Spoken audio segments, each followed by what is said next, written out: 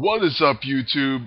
It's Kingfisher745, and this is going to be a look at the newest Iso. Now, I really wanted to do this video much sooner, but I figured better late than never. Hopefully by now most of you are aware that there were 3 new empowered Iso-8 that were added to old heroic battles.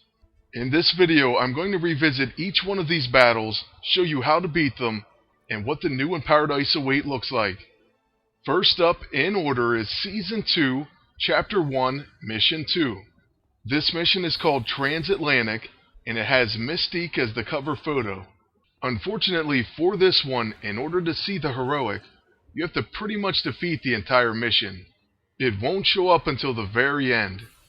But the empowered Iso-8 that was added is for Sabretooth, and we'll take a look at that as soon as we defeat him. What you'll want to do for this battle is basically apply some bleeds by using adamantium claws, and then use Berserker Frenzy to exploit those bleeds. There are other things you could do, like use Savage Rend to tenderize Sabretooth. This will cause him to take increased damage from slashing attacks. However, for me personally, I just stick to the first 2 abilities, and they seem to get the job done. In this fight, you'll have to encounter Sabretooth 3 times. In the first 2, he can leave before he's fully finished, so you don't have to take out his entire health bar, but on the 3rd round you will have to. To be honest, this fight is pretty straightforward. Wolverine's Berserker Frenzy does so much damage, especially when it crits.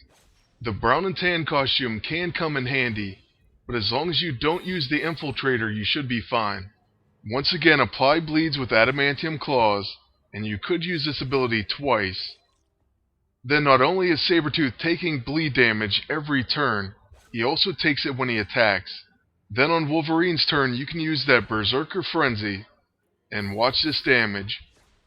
It's pretty massive, and that's not even a critical hit. If you are lucky enough to get a critical, this attack does have deadly crits, so it's going to increase the damage substantially. At the end of this fight, we do get lucky enough to get a Berserker Rage counterattack, and that will finish the battle. So let's go ahead and move on to the roulette, and we'll take a look at that brand new empowered Iso-8.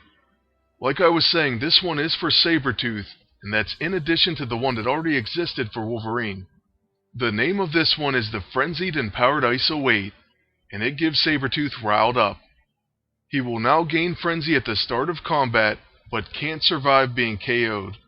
So that's an interesting choice. Do you want to start with Frenzy, or do you want that Resurrect? And then of course you would gain Frenzy after he comes back to life.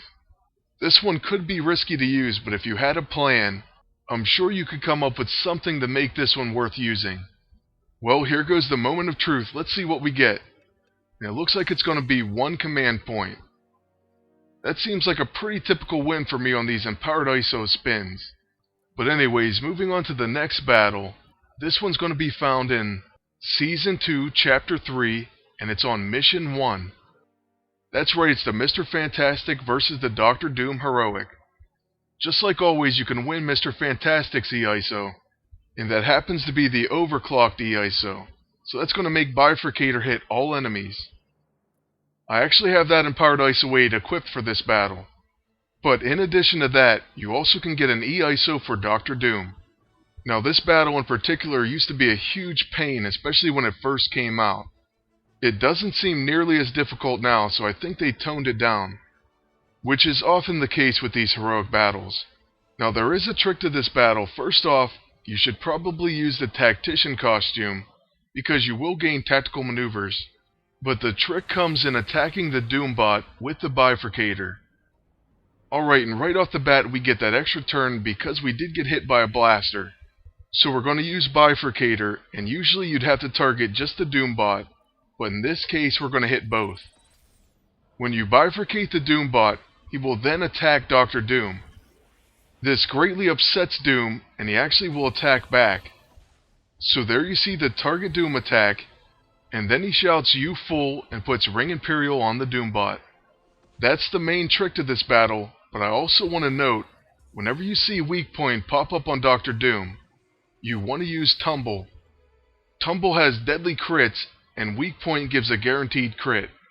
Also, you can place Distraction on Doom, and then hopefully he will miss from time to time. So I guess there's actually quite a few things to pay attention to in this one. I like to fight them down evenly, that way I can keep using the Doombot, and also keep gaining tactical maneuvers from Doom. But you may have a different preference, and that's totally fine. Just do whatever works for you. But there goes that arc lightning missing because of distraction.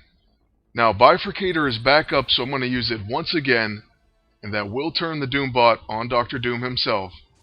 He tends to do a decent amount of damage, so there you see over 2,000 done. And also importantly, he's not hitting us. At this point, both enemies are really low on health, and I could opt for that tumble attack. However, I went for what I thought would be a sure thing, and it was anything but that. Dr. Doom only has 507 HP. This time I'll be using a tumble, and that finishes the battle. So that wasn't too difficult, certainly not like it used to be. Now moving on to the roulette spin, let's take a look at Dr. Doom's E-ISO. This one is called the Unbreakable Empowered Iso-8.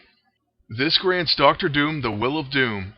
He's immune to stun and exhaustion. Now one thing I can tell you about Dr. Doom is I was using him in last season to battle Havoc teams.